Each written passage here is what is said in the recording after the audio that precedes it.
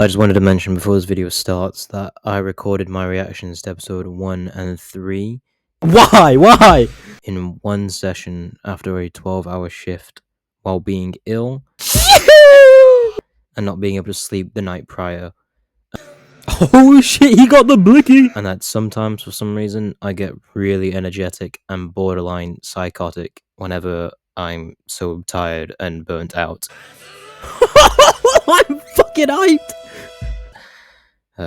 And that is why I may seem giddy through episodes 1 to 3. Okay, it might not be peak Shounen. Holy peak! This is peak! But it's the closest thing I've had to it in a while. Now, I don't know about you, but I think it's pretty safe to say that My Hero Academia is in the same category of shows such as Demon Slayer and Jujutsu Kaisen. And this is pretty obvious, as they're all massive shonen anime that are airing around the same time. Because of this, it's pretty common that the fanbases of these shows often compare and argue with each other about which is the definitive best while trying to undermine the others. And personally, I've always regarded these shows to be extremely similar in terms of quality and popularity. But in recent years, I think I've come to the conclusion that I personally like MHA more than the other two, definitely over Demon Slayer at least. I don't know, it's hard because the lows of My Hero Academia are so low, but the highs are so high, whereas I feel like JJK has a more consistent level of quality.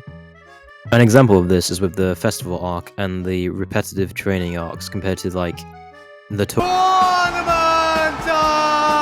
tournament arc and the Todoroki family plotline, which is genuinely one of my favorite plotlines in all of Shounen. Also, I'm not trying to say that Jujutsu Kaisen is just hype moments and sick fights, but I do regard it to being closer to a solo leveling type of show than the other two, and that even though JJK definitely has the darker aesthetic in terms of like the vibes of the show, and My Hero is definitely more family friendly and PG seeming, I feel like My Hero's themes and messages are at least explored in way more depth than JJK. Like, a key theme that this final season really emphasizes on is how no matter how overwhelming and impossible a certain task may seem, if enough people come together with enough conviction that they will overcome it, no matter how small or insignificant your attempt may seem individually, it all adds up and contributes to the greater good. I want to get back to that point later on in the video, but for now, can we just appreciate how great the opening is for this final season? Oh my god! Bro! Shut the fuck up! I felt the fucking... I just got chills as soon as this opening played. Like I said in the reaction, literally as soon as the... started playing, I just instantly knew at that moment it was a banger. And I was in for a generational opening. Oh no, there's something about the final opening of a shonen anime that's semi-long running that gets me. This is a fucking banger. One of my favorite things about long-running shonens is that whenever they bring back the original artist or band that they had for the very first opening, or sometimes it's not the first opening, sometimes it's like their most popular opening, but they bring them back for the last arc, and it's so sick, and that's what they've done here with Porno Graffiti. The day has come. I felt this shit. I felt that. Oh. It's one of those openings where it just gets better every time you hear it, especially the beginning, and it really sets the tone that this is the final season. Nah, this OP is fucking goated, man. Oh, fucking banger, man. Yeah, you know, I'm an OP skipper unless it's a banger, and guess what? This is a banger. It's not even that catchy. It's just fucking. I just get. I get feels. This makes me feel something. You know, I get feelings, and that's all you really want from media, man. What's the point of watching media if you don't feel anything? Kind of get a. I've actually got such a big smile on my face right now. Fuck it hell. Half of the first episode was recap, and normally I always tend to skip recaps, but I didn't this time because I was just that locked in for this final season. I heard that episode 1 was going to be a recap for like half the episode, which is fair, you know. It's been last season was like a year ago, I think. Oh no, it was like half a year ago, maybe, I don't know. But I've been really looking forward to this final season. The last season that just aired was so fucking hype, man. Bro, there was like 6 or 7. Fuck off. There was like 6 episodes back to back that were like peak My Hero, and I felt like I was watching a like. I don't want to label it as a peak shonen, but I felt like I was watching a peak shonen, bro. There's something about long-running battle shonens that are just so dear to my heart, and often give me this sense of nostalgia. I assume others feel this way as well, as I think the reason for this is that some of our very first experiences with anime are your iconic long-running battle shonens like Dragon Ball Z, Naruto, or Bleach. And I feel like this sense of nostalgia that makes you feel like a kid again watching cartoons after coming home from school is doubled with My Hero Academia, as not only is it a long-running battle shonen, but it's also about superheroes, which as I watched these episodes were reminded of how insanely cool they are. There's no backup until fuck it out, bro. Superheroes are so cool. Makes me feel like a kid, man. Oh, this was so fucking hype when it cut to the halfway point, the halfway segment. Why? Oh, I understand that the whole anime is about superheroes, but I love how well they've done to depict what it means to be one by always persevering when even met with what seems to be impossible odds. And this is quite clear in episode 1, when All Might, even without his one for all quirk, or any quirk for that matter, still stands up to All for One with his unlimited arsenal of quirks. This is of course with the help of Class 1A, but back to that in a later point. Aura! Plus aura.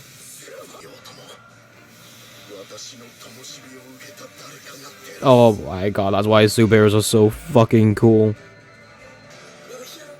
Oh shit, he got the blicky! There's something about seeing a character trying their very best, going against all odds, and doing it for the sake of others, that makes you just want to root for them, which is also emphasized with the people all around the globe watching their fight as it's being broadcasted worldwide.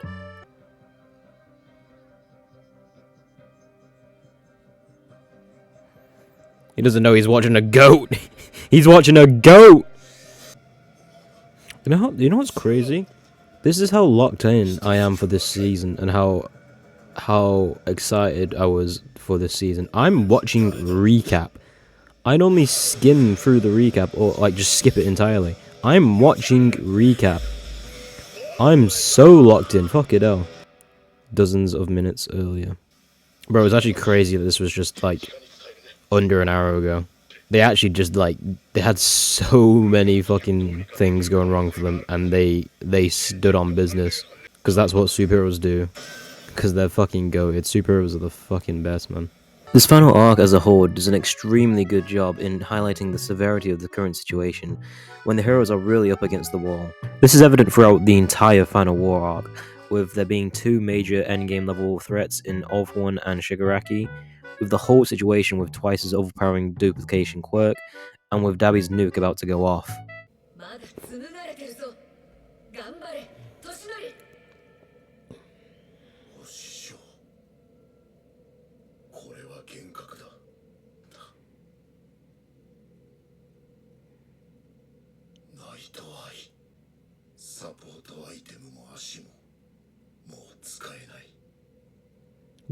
Damn, he didn't even say anything. He looked at you in disgust and peaced out, bro. He didn't even give you any words of motivation.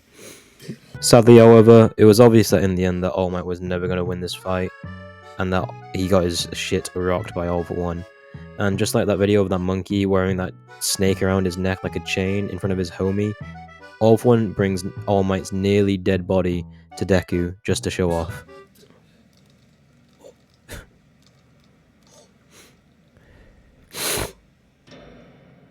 Oh. Oh, that is fucking disrespectful as shit. That is rude as fuck, man. Nah, that's a red card there. That's fucking foul, man.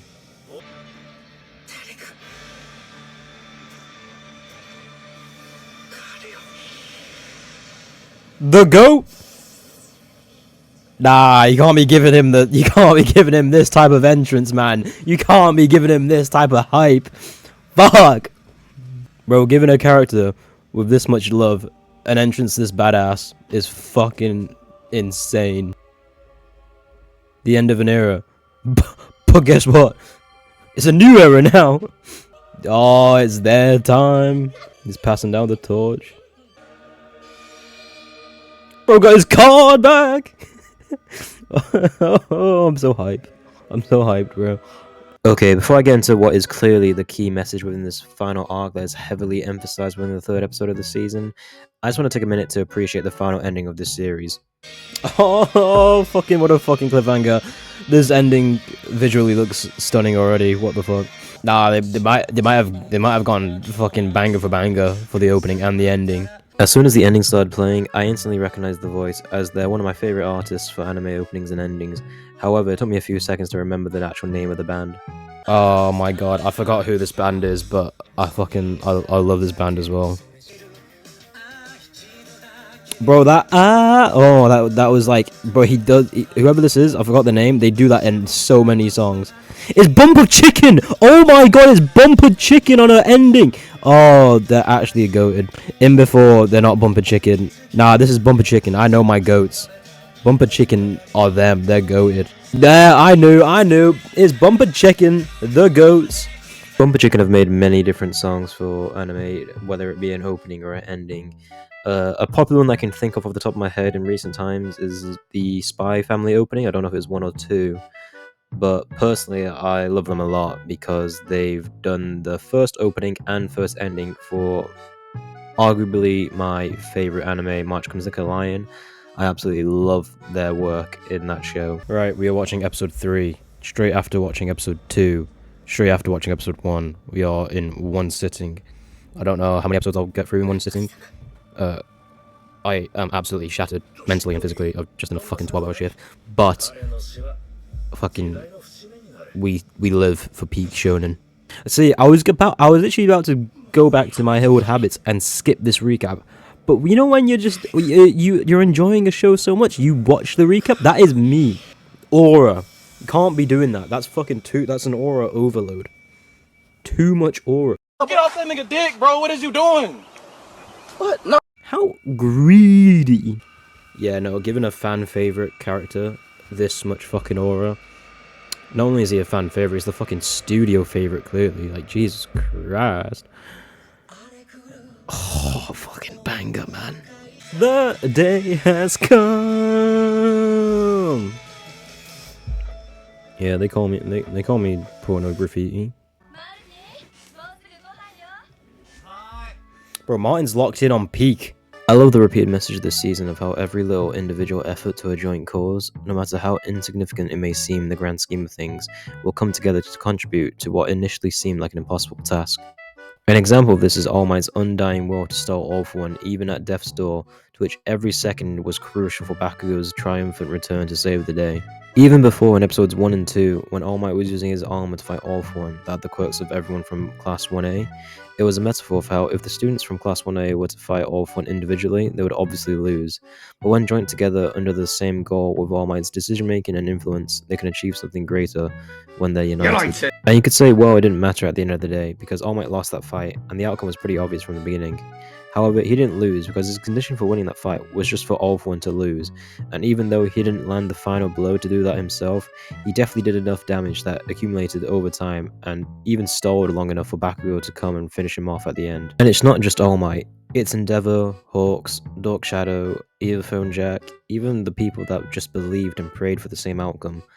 No matter how little or minute your actions may seem, everything comes together for the greater good. Another great message from this episode was how All Might was passing the torch down to the next generation, and how even though he was physically defeated and that his era was over, his actions throughout all his career motivated thousands just like Deku and Bakugo to strive for greatness. He's passing on the baton. Why did I say that? The baton. Ew, I don't like how I said that. Bro, they're giving him everything. Plot is giving him everything, bro. He's gonna wear that like a trophy. Look at that smile, bro. He's happy as shit. His actions didn't just directly affect himself and whoever he saved, but also inspired a whole new generation of heroes. Heroes that he may never meet or even come to know. But they will also carry out his legacy and his job of maintaining the symbol of peace. One of my favorite lines from this episode is that the power of one person can change the world. And this just comes full circle to the key message of this season, to how everyone and anyone could be that one person to help tip the tides, or even just inspire someone else to make that difference. Many times, actions that would be labeled as miracles by someone on the outside looking in would have actually just been the countless blood, sweat, and tears from everyone that's involved. It can! You can be that one person. No words needed. He is back on action. He's back in action. He's on smoke. Bro, fucking hell. I see where the budget went. He don't give a fuck. He don't give a fuck. He don't give a fuck. I also don't know if it was an intentional callback, but I think it's pretty cool how this scene is like a throwback to in season 3 when the team were picking up Bakugo when he got kidnapped by the League of Villains, and that Deku's plan involved Kirishima calling out to Bakugo to grab his hand, as he was the one that was closest to him at the time and the one that he only saw as a friend out of the group. And I like how it's a throwback to that, because now it just shows that Bakugo grabbing his hand now shows that Bakugo views Deku as a friend. Holy fluidity. All it takes is a dream, a motive. All it takes is conviction. Holy peak! This is peak!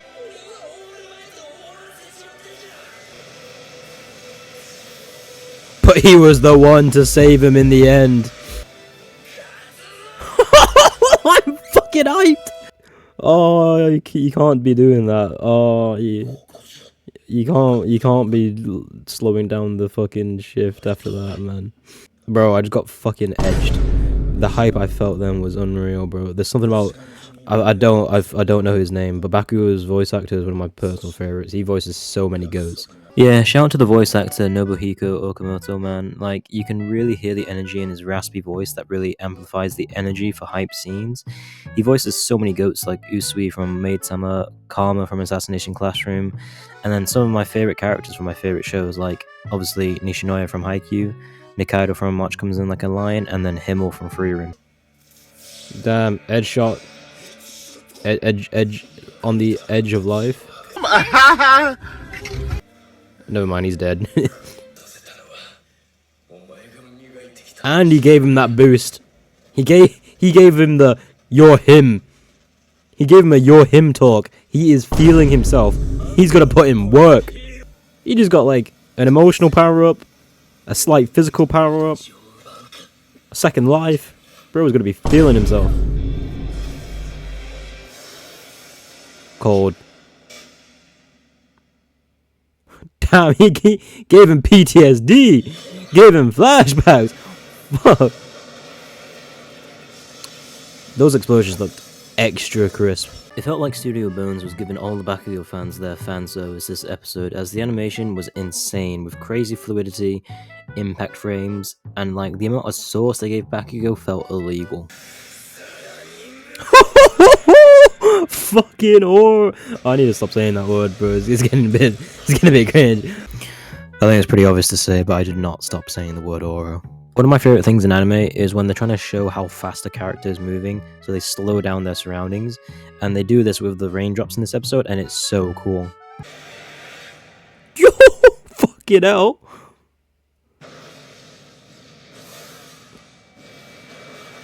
That is a crazy speed feat, Jesus Christ.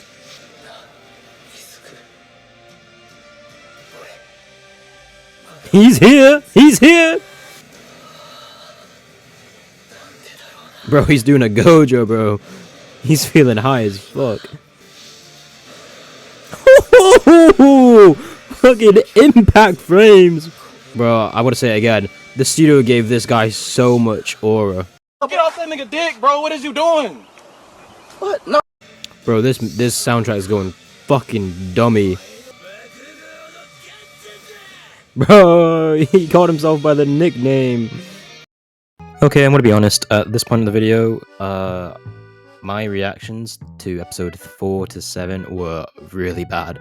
As in, like, I made 0 to no comments when watching the episodes. And I don't know if it's because, like I said before earlier, that episodes 1 to 3 was in one sitting where I was extra giddy because I had no energy. But like episodes 4 to 7, I don't know, it wasn't bad, like I was still enjoying it, but I just felt definitely less invested into what I was watching. And I do feel there was a slight drop in quality, but not like significant enough for me to just like completely separate myself from what I'm watching. Like, I made no comments during the reactions, and in my notes that I was making after I watched the episodes, for episode 4 I put, not much to say, it was a pretty solid episode, but not on the same level as the first 3 episodes, but I don't know if that was just me not enjoying it as much for some reason. Episode 5, I said that it picked back up, the soundtrack was really good. Episode 6, I literally had no notes, which just goes to show how invested I was when I was watching the episodes. And then for episode 7, I just have one massive note that just says how it felt like they pulled out every single traditional shonen anime trope. I guess if it's not broken, don't fix it, but it really felt like they were trying to shoehorn as many tropes as possible near the end. Like, they have the one where the main villain somehow plans the entire life of another character, which is obviously what Aizen did in Bleach. It had the one where it's 2 major villains in the final arc, where one somehow takes over or backstabs the other, which happens in the end of Naruto Shippuden. They have the one where the main villain and the main hero share like an emotional bonding session where they're somehow able to see each other's memories and they get close because of that. Off the top of my head, the closest I can think of is Naruto with Gaara. And then obviously they had like the big shonen anime trope where the main character is injured beyond belief and he seems defeated, and then somehow out of nowhere all of the supporting cast, every single character available, even characters we've never seen before, just pull up out of nowhere to help out, like it's Avengers Endgame or something. Squad. Oh, bang. It's a banger, man.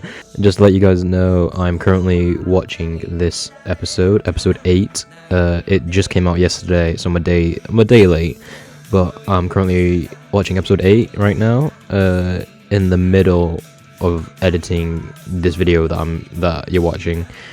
So I don't know what's hard to, because I'm watching this while I'm editing the video, like, okay. Right, I don't know what you're doing watching this video if you've not caught up with the anime, but just to give you like a recap, because I've skipped my reactions through 4 to 7, Deku beat Shigaraki, however, Shigaraki got taken over by All For One, so they did complete their objective of merging together. So All For One has now taken over Shigaraki's body. Deku has lost all the previous quirks from One For All, and he is very injured right now, and everyone has pulled up to hopefully save the day. I'm not gonna lie, I don't know how the fuck they're meant to beat him right now, because like, Deku's lost all the previous quirks of One For All. Who the fuck is that guy in the back? Who the fuck is he? Right, I get it's like everyone, like probably like 100 odd heroes, but like you said before, I don't think they amount to one All Might, even Endeavour and them lot when they're injured. I have no idea how this is winnable, but that might be the power scaler in me, you know, like. He's a shonen power scaler. At this point of the reaction, I was genuinely like confused of how they were going to beat All For One, because he has basically every single quirk under the sun under his disposal. He's finally got he's finally got the body that he wanted in Shigaraki, and everyone on our side is just injured beyond belief. So yeah, I don't know how they're going to beat it. Everyone's helping, man. What the fuck is those horns gonna do to this guy? I'm sorry.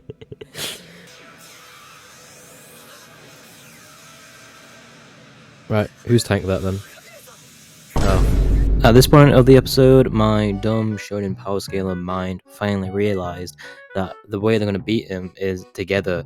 And even though it might seem impossible, that's the whole point of this season. The whole key message of the season is that no matter what task seems impossible, when everyone comes together, their small little efforts all combine into something great.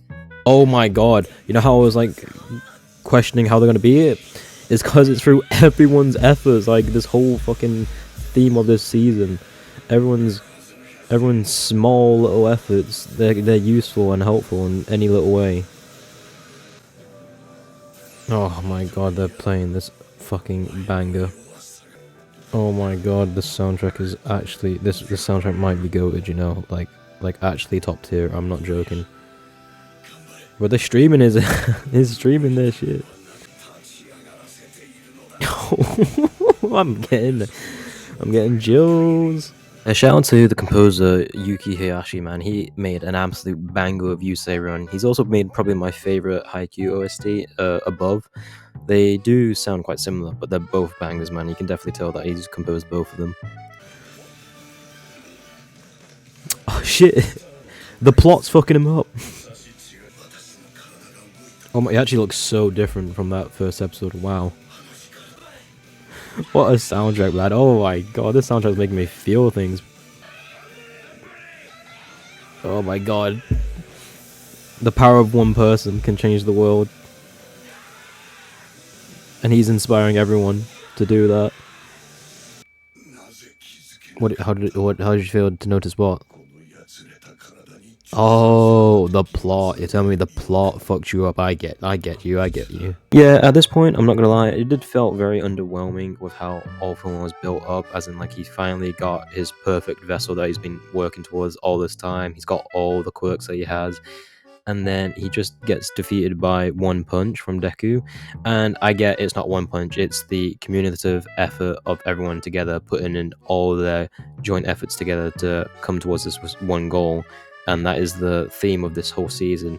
But it did just feel really underwhelming to me, considering it, like we had so many episodes building towards this. But I guess it does explain in the episode that, you know, you might have like a prepared mind, but you don't have a prepared body to handle all the quirks, which was mentioned in season 1 with All Might when he was transferring his quirk to Deku.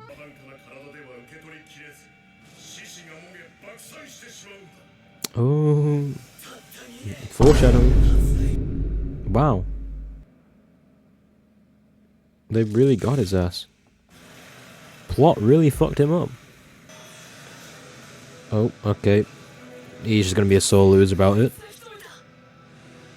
Oh, I thought he was gonna be a sore loser and just blow everything up. Oh, what is my Wi-Fi doing? At this point of the episode, All For One's last desperate attempts to win are basically denied by Deku's smash, and for some reason, the anime decides to try to make us feel, I don't know, sorry for All For One and empathize with him in a way, as if he's not like the embodiment of evil or some shit. Like, I guess they were trying to say that villains aren't born, they're made, but this guy, I'm pretty sure he was born evil, because in the womb, he was stealing all the nutrition from his brother, so his brother came out malnourished, and then when he came out the womb, he was eating his dead mother's body. And I guess you could say it's like unfortunate circumstances, and it's like he's the product of his surroundings, but I'm pretty sure he came out of the womb evil. Is he doing a Tanjiro right now? Is he like, oh, you're not that bad. I sympathize with you. And they've literally like killed the entire population of the Earth. Oh no, this demon's killed my family, but like, you're a person too.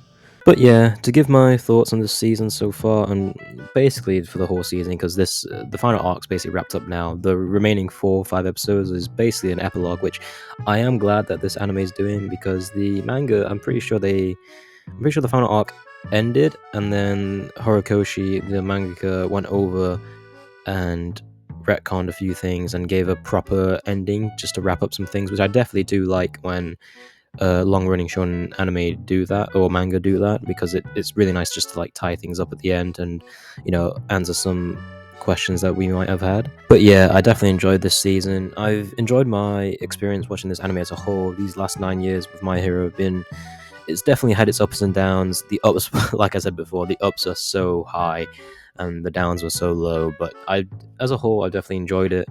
In terms of, I would regard this final season as peak shonen, I don't know. There were definitely parts of the season where I definitely enjoyed it and would regard it as peak shonen. I think the biggest compliment I can give to a shonen anime is that it definitely made me feel like a kid again. And if a show does that for you, then like, what else? What more can you ask? Like, that's why I love One Piece so much. Like, I definitely did enjoy the first 3 episodes more than the rest.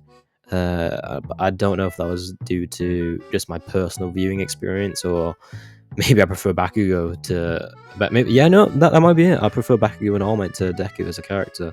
It might just be personal preference. I'd probably give this final season of My Hero a high 8 to a low 9 out of 10 if I had to give it a rating. Maybe like an 8.8, 8.9 out of 10. I do find it hard to give ratings out for the final show of a long-running show because it's like, you kind of have to take everything into consideration because, you know, everything is leading up to this final season. With My Hero as a whole, I'd probably give it like a low 8 because, like I said before, the lows are so low, so it kind of really averages things out. But yeah, I do remember my first time watching My Hero 9 years ago in 2016. When I was actually keeping up with seasonals, I was just going through every seasonal I could that I had any interest in, and I think I actually dropped My Hero after the first episode because I just didn't give it that much time of day. And this was before all the hype had hit the mainstream. Like, obviously, it had like Shonen Jump hype, which all Shonen Jump manga do when they get animated or adapted. They get some sort of hype, but like I just didn't see much for My Hero. Not much until like the final episodes of season 1, where, you know, All Might had that massive hype fight, or season 2 with the tournament arc. That is definitely when it hit the mainstream, when Todoroki started becoming more prevalent in the story. Like, that shit went mainstream. But yeah, I've spent quite a bit of time and effort into this, even if it might look like a shit post. So I'd appreciate any feedback you have, any comments. Like the video if you like it, and yeah, hopefully I'll make another video regarding I don't know. Bye. Just a little note on the end. If you can guess how many times I said the words peak, aura, goat, goated, and banger in all of my recordings for this video, including my voice recordings and my reactions to the episodes, I'll give you my slave retail job. Thank you.